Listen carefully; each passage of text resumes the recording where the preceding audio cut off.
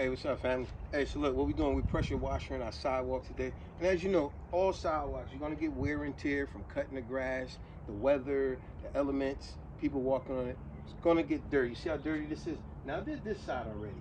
But whenever you pressure washing, one big thing that I would highly recommend most people to use is some type of detergent. You know, liquid detergent, whatever detergent, Clorox, whatever the case. The reason I would say do that to add with your pressure washer when doing it, put it down in your concrete first, because with all this water, you know, it's going to attract bugs. But the way you make this as a deterrent is using a detergent. A detergent makes it a deterrent for the bug, so to speak, somewhat like an exterminator. You're exterminating at the same time you're cleaning. Now here we go.